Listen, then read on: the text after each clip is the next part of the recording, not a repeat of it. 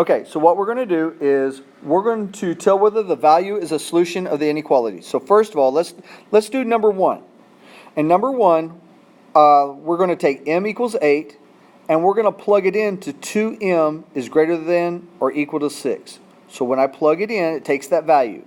So this is 2 times m, so it's 2 times 8 is greater than or equal to 6. 2 times 8 is 16. And once I write this down, notice I've kept everything lined up. All right? So let's evaluate this. Is 16 greater than or equal to 6? And yes, it is.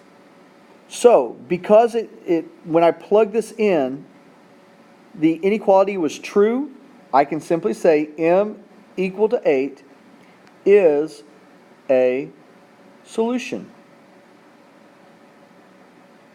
Now, let's take a more challenging problem. Let's try number 5, where n is equal to 6, and I want to plug it into 2n plus 9 is greater than or equal to 31.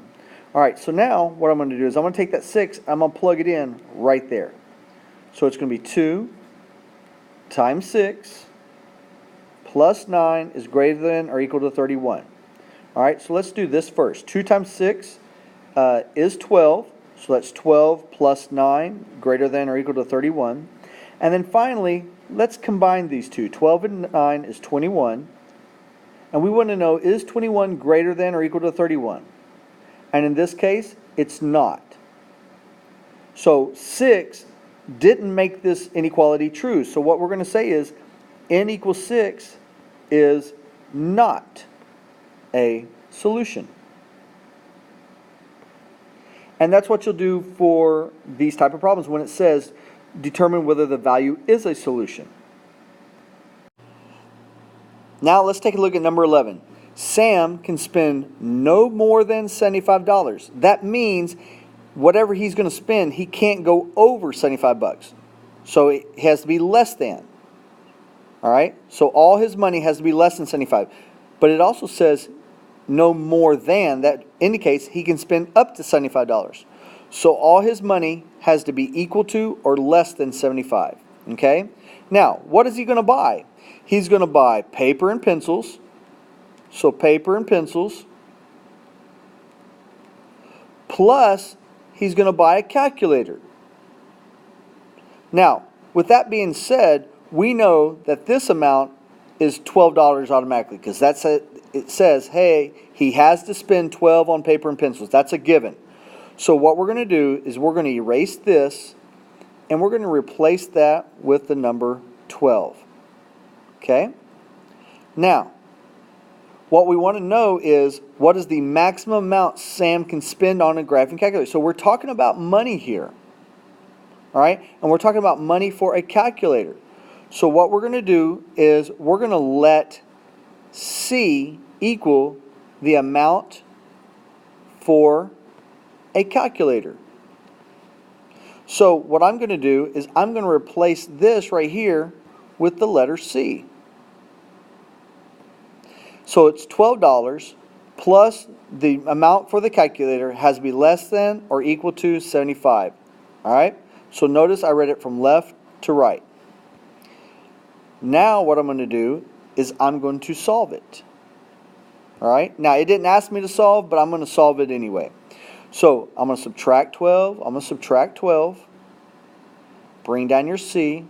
So that's going to be $63. So that means the calculator can be less than or equal to $63. Now, according to your instructions on the homework, it said only to define the variable and then write the equation. So you're only really responsible for this part. So what we wanted to do was we wanted to define the variable, which we did. So we're going to let C equal the amount for the calculator.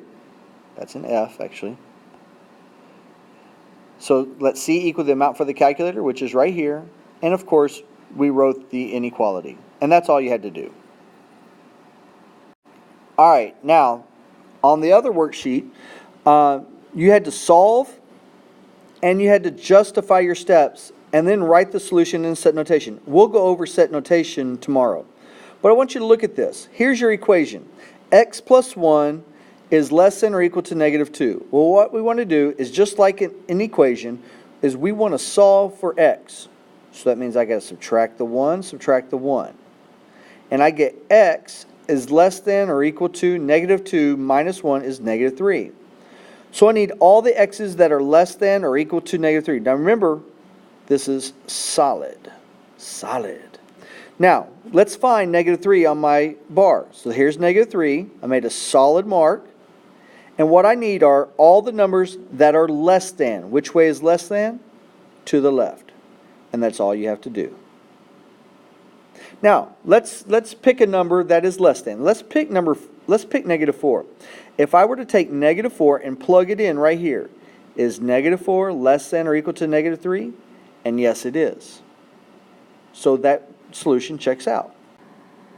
Okay, now let's look at number 2. On number 2, we want to add 2 to both sides. Okay, so I'm going to solve for that variable.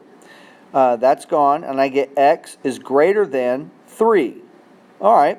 Now, on this particular problem, what we want to do is greater than. Greater than means it's an open circle. All right. So let's pinpoint 3. There it is.